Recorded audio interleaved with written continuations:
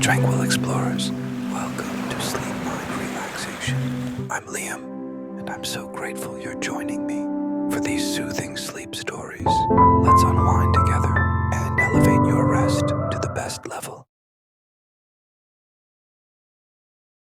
Welcome again, Tranquil Explorers, to this space.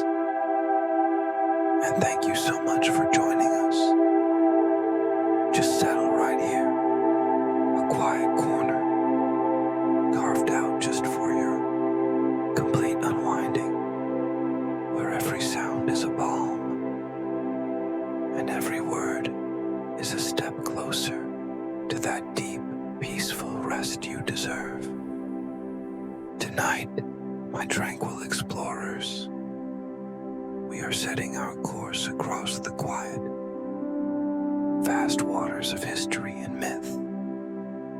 We're headed toward a story so central to civilization, it literally defined an empire.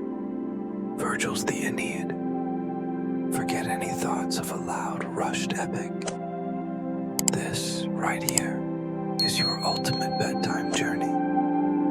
We're going to transform the great Roman poem, the tale of Aeneas. The hero fated to build an empire into a gentle, lulling current. We will follow him from the dust and ash of Troy all the way to Rome's destiny. We'll find adventure, incredible prophecy, and the profound weight of duty, all wrapped in the calming spell of a world falling asleep. But before we truly dive in, let's anchor ourselves right here, right now. Get settled deep beneath your covers. Really sink in. Adjust your pillow until it feels exactly right, holding you securely. Allow your entire body to melt into the surface you're resting on. Completely. Now, let's just breathe together. Draw in a long, slow, incredibly calm breath. Pull the air deep down, filling your stomach completely. Feel the cool air enter. Hold it gently at the very top of that breath. Feeling a subtle, still moment. And then, let it all go. A complete, quiet release. Letting go of any tightness clinging to your neck, your jaw, or your shoulders. Breathe in peace and absolute calm. Hold that wonderful stillness, and breathe out all the lingering noise all the day's demands. Your mind might want to wander now, but before it does, I'd love to ask you something simple. What time is it where you're listening right now? And what kind of truly restorative sleep are you hoping for tonight? Let me know in the comments below. For now, just continue breathing naturally, easily. Feeling your eyelids grow heavy and soft. Our story begins not with a beginning, but with an end. A world-changing moment. We must travel back thousands of years to the fabled, doomed city of Troy. Completely convinced of their victory, their ancient enemies, they had already set their trap. The clever Greek king, Ulysses, had created his masterpiece, a colossal, hollow statue, a massive wooden horse on wheels. And then, just as quickly as they arrived a decade ago, they simply vanished. The Trojans awoke to an abandoned beach. Only the silent, massive horse remained. The story they were fed was simple. The Greeks had finally given up, sailing home, and this horse was a sacred offering to the sea god, Neptune. It was a beautiful, devastating lie. Inside that wooden belly, Ulysses and his fiercest warriors were waiting silently for the exhausted Trojans to drag the gift inside their strong walls. Most of the citizens, weary from war, only hesitated for a moment. What harm could a silent wooden statue possibly hold? But one man saw the danger clearly. Laocoon, a dedicated priest, could not be fooled. He pleaded with his people to destroy the horse immediately. He saw the deception when his desperate warnings were ignored. Laocoon took a spear and hurled it defiantly against the wooden side. In that single sharp moment, the fate of Troy was sealed, as if summoned by an unhappy god. Two enormous, dark sea serpents suddenly rose from the water. They lunged, not at the horse, but at the descending priest, silencing him right there on the shore. The sight terrified the Trojans. They believed it was a divine punishment for disrespecting the offering. They couldn't know that the gods themselves had actually chosen for Troy to fall. Impressed by the terror, the Trojans quickly dragged the statue inside their fortress and began to celebrate their victory with weary, loud fanfare. They thought they were safe as the noise of the celebration faded and the city finally settled into its deep, unsuspecting sleep.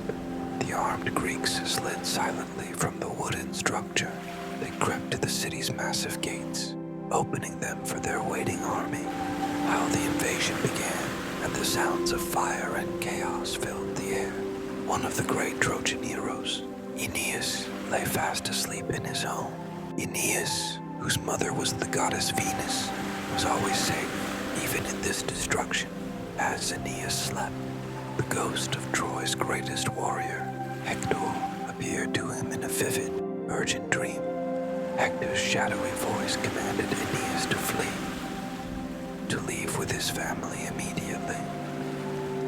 The gods had written a new future for him, a destiny so grand it would make the name of Aeneas immortal, for that immense, grand fate to unfold. He had to escape the destruction now engulfing his city. And so, the long, incredibly difficult road to Rome began in a desperate, silent dream.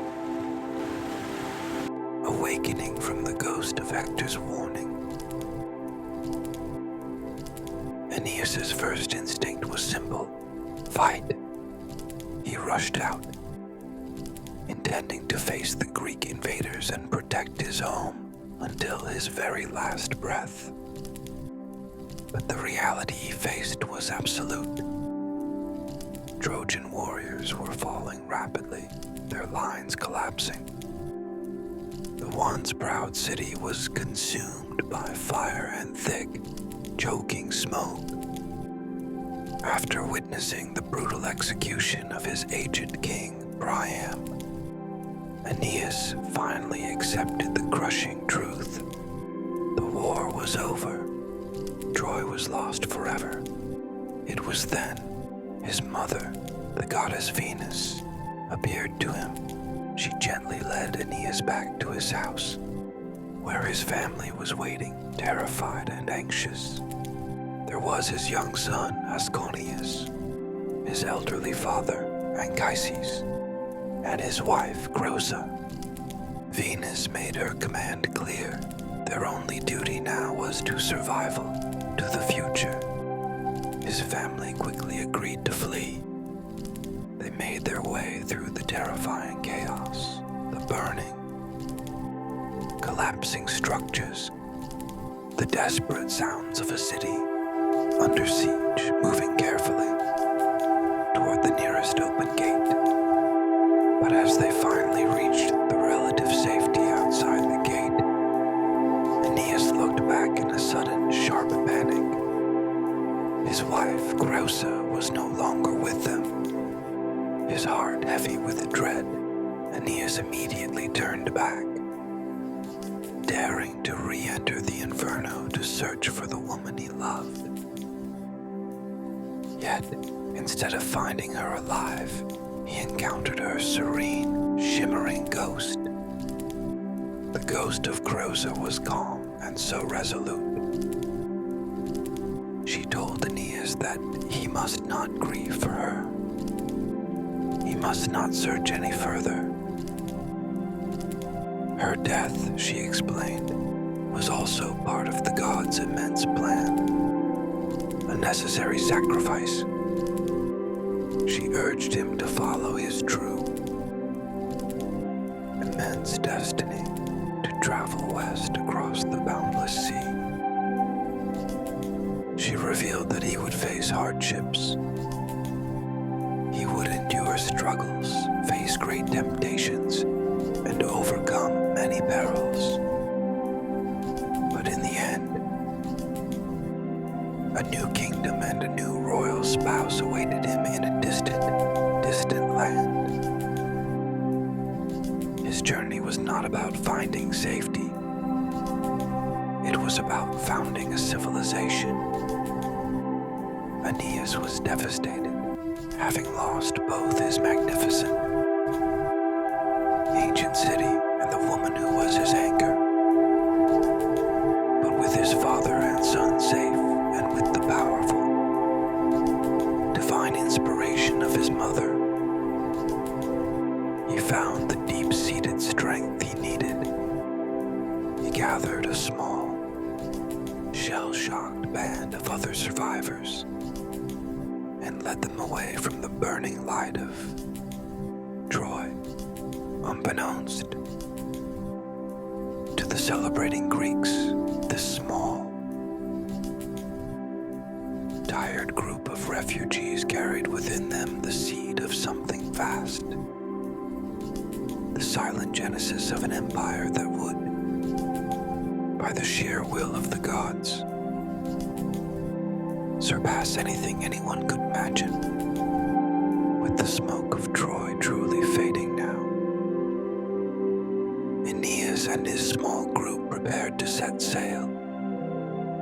They had built a modest fleet of ships, and every soul on board agreed they would follow their quiet leader on his destined travels toward the west. This band of refugees, you must understand, was constantly watched by the gods. Their mother, Venus, and Neptune, god of the sea, offered them protection. But others, like the powerful Queen Juno, watched with deep, simmering hostility. Under the huge eyes of these deities, Aeneas and his people began their long, heartbreaking wandering across the Aegean and Mediterranean seas. Their first stop was Thrace, near Troy, where they discovered only the sad remains of another fallen warrior. They hoped, maybe just for a moment, that this could be their promised land. But the omens gently told them to move on. Next, they arrived at the holy sanctuary of Apollo on the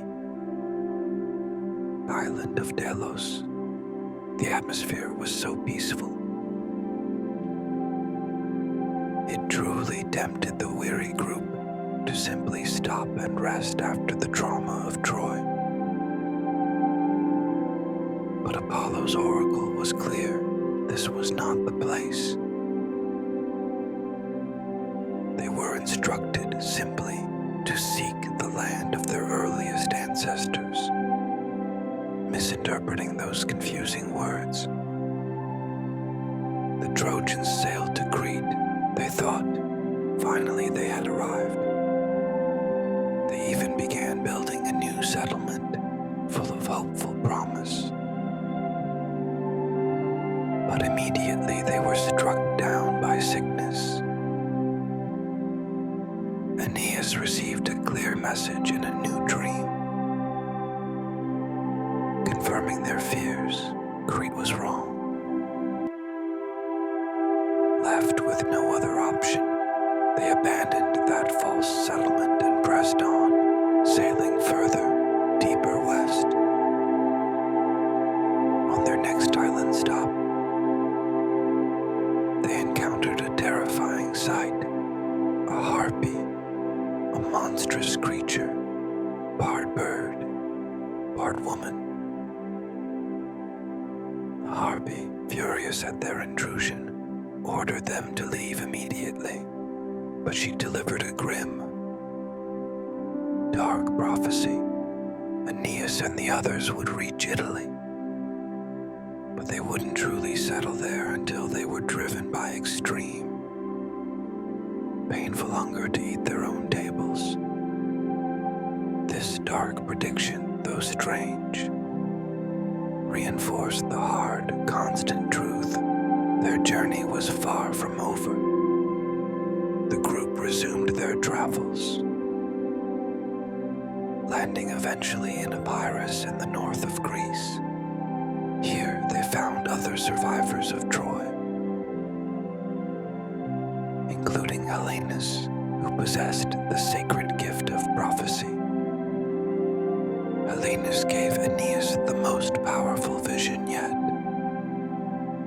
Not only would Aeneas's descendants prosper in Italy, but they were destined to rule the entire world. This powerful insight confirmed the overwhelming importance of their mission.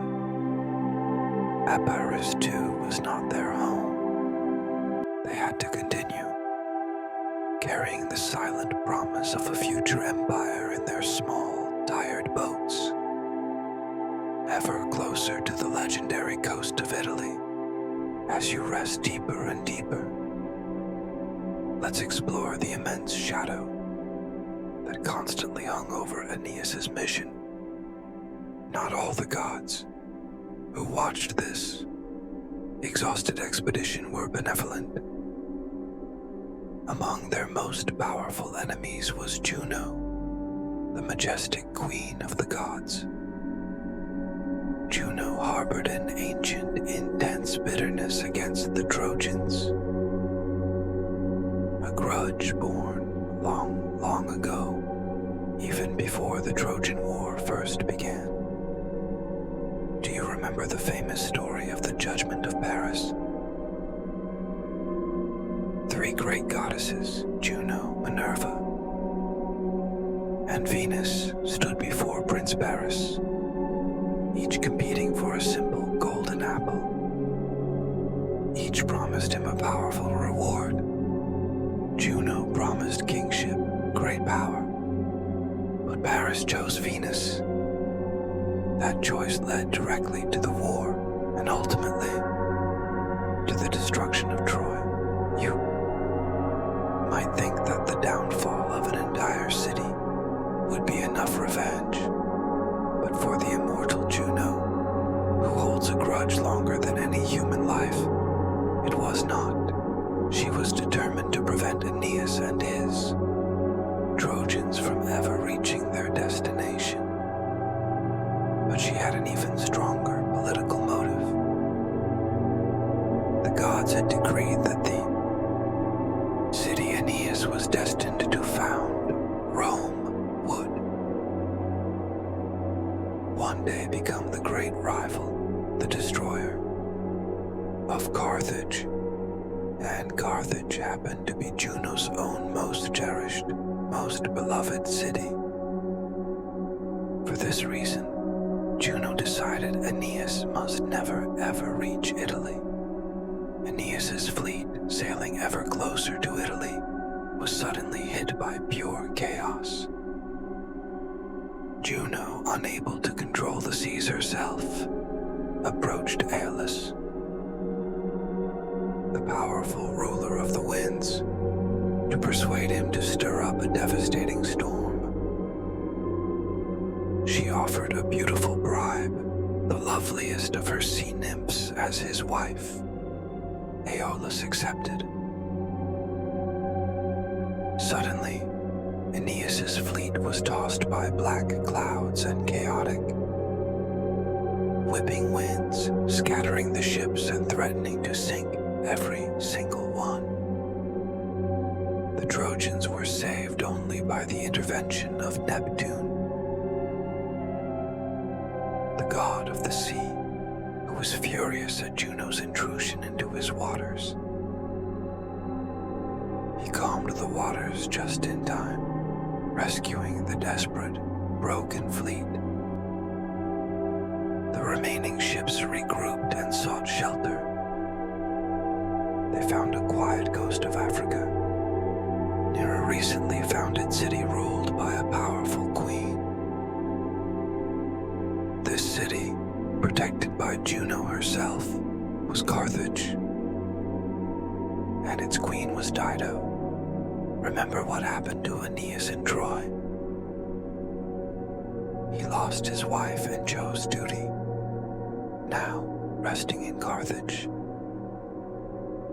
destiny and the gods were about to test his heart once more. The battered Trojan fleet found their shelter. They rested on the coast of North Africa, in the magnificent, growing city of Carthage. It was here Aeneas met its powerful and deeply beautiful queen, Dido. She too was a refugee, a princess who had fled her homeland to found this grand city. Aeneas, still quietly mourning his lost wife, was instantly taken by Dido's composure and grace. Dido, a widow herself, was equally impressed by the strength and quiet duty of the Trojan warrior. Venus, always protective, saw that Aeneas needed rest. She saw an opportunity. She called upon her own son, Cupid, the god of love.